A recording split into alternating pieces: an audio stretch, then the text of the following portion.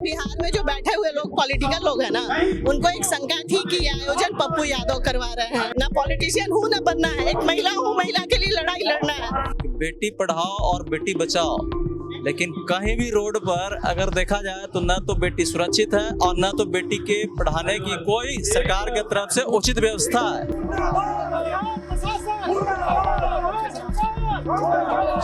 Bihar police से डर के क्या रहेगा? अगर हम डर कर के रहेंगे तो हमें न्याय कहाँ से मिलेगा? ये ओरिजिनल पोस्टमार्टम रिपोर्ट का है, आप नहीं पढ़ पाएंगे। इसका हिंदी अनुवाद आप उसमें एक लड़की के लिए, नाबालिग लड़की का रेप के लिए हम लोग यहाँ पे प्रोटेस्ट करें। इससे अच्छा तो लोग चुल्लू में पानी में डूब मरते कि बार बार देश में जो रिकॉर्ड है ऑन रिकॉर्ड 35,000 हर साल ये रेप हो रहा है, उसमें से सजा कितनों को मिल रहा है? ये रिकॉर्ड नहीं आ पा रहा है। आप यहाँ जंतर मंतर पे आई हैं प्रोटेस्ट करने और पुलिस वाले की तो नजर बिल्कुल टेढ़ी है, कहीं आपको गिरफ्तार कर ले तो, जैसे पप्पू यादव को गिरफ्तार कर लिया। पप्पू यादव नेता हैं, उनसे सरकार को डर है, मेरे से किसको डर है? काय को ले जाएंगे हमें उठाकर? पप्पू यादव से डर है, बिहार के हर लोगों को डर है जो बैठे हैं, उनको डर था कि उन लोगों को एक शंका थी। एक्चुअली बिहार में जो बैठे हुए लोग पॉलिटिकल लोग हैं ना, उनको एक शंका थी कि ये आयोजन पप्पू यादव करवा रहे हैं, या जो जन आंदोलन जहानाबाद हो रहा है वो पप्पू यादव करवा रहे हैं। ये गलत फहमी थी उनकी, क्योंकि ये जन आंदोलन है और ये किसी जात का आंदोलन नहीं है, बेटी सबकी है। और अब सबको धीरे धीरे जानकारी जब दिल्ली के लोग को भी हो रहा है तो वो लोग भी बोल रहे हैं, ये तो गलत है ना। तो आपको इस बात का डर नहीं है कि गिरफ्तारी आपकी हो जाएगी? मान के चले कि पुलिस आपको गिरफ्तार कर ले तो? किसी को डर नहीं है भाई, गिरफ्तार करने के लिए अम्बेडकर जी संविधान लिख गए हैं ना, कोई रीजन तो दीजिएगा। रीजन तो पप्पू यादव को भी नहीं दिया गया। पप्पू यादव को तो 35 साल पुराना केस में लगा दिया, और पप्पू यादव के वो बटोर लेते हैं, नेता है, आपस में द्वंद्व कर लेंगे। मेरे साथ मैं कोई पॉलिटिशियन हूँ ना बनना है, ना पॉलिटिशियन हूँ ना बनना है, एक महिला हूँ, महिला के लिए लड़ाई लड़ना है। अगर हर माँ उठ जाएंगी, हर माँ अपने घर से निकलेंगी ना, तो कोई बेटा ऐसा अत्याचारी नहीं निकलेगा। एक शस्त्र माँ को ही अब उठाना ही पड़ेगा। पुलिस वाले तो लगातार धमका रहे हैं, जो जैसे सोशल मीडिया पे जो लिख रहे हैं उनको भी वाया मीडिया सूचना दी जा रही है। सोशल मीडिया पर जाकर देख लीजिए, मैं वहाँ की एक एक नेता को लिखी हूँ, मुंह में गोबर भरे हुए हो, जात के नाम पे वोट लेने आते हो और अभी गोबर लेके फैशन परेड कर रहे हो गांधी मैदान में बैठ कर, हाट में और दुनिया में। कौन से आ रहे हैं? पप्पू यादव एक सामने से फ्रंट पे आए खड़ा होने, बाकी कोई नहीं आया ना, नहीं आ रहे हैं। अब इस केस को सीबीआई को दे दिया गया, तो क्या आपको लगता है कि सीबीआई दूध का दूध पानी का पानी कर देगी? डिपेंड करता है सरकार पे, क्योंकि अब तो सीबीआई भी काम वही करता है जो सरकार चाहती है। सीबीआई चाहे तो कुछ भी, वो चाहती तो बिहार पुलिस कर सकती थी। क्या आपको लगता है कि बिहार पुलिस वो काम नहीं कर पाई जो करना चाहिए? बिहार पुलिस या बिहार गवर्नमेंट अपराधी को पकड़ने के लिए मेहनत नहीं की, अपराध को दबाने के लिए मेहनत की है।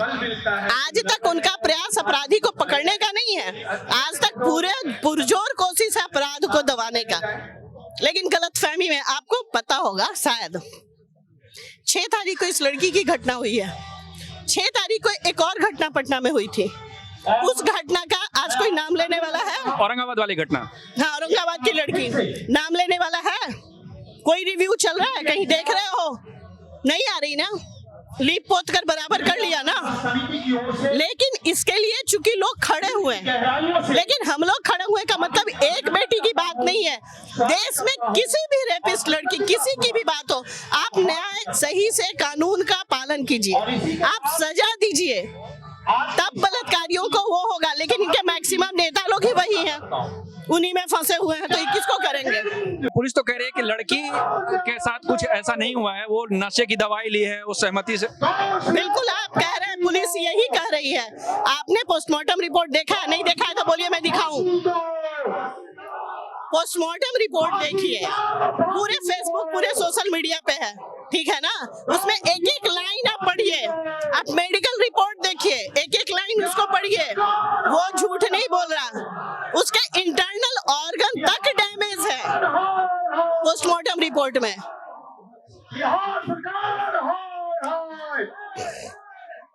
आप सभी लोगों से निवेदन है कि आपके हाथ में जो तख्तियां हैं वो कृपया जमा करा दें, और सभी लोग अपने अपने, ये ओरिजिनल पोस्टमार्टम रिपोर्ट का है, आप नहीं पढ़ पाएंगे।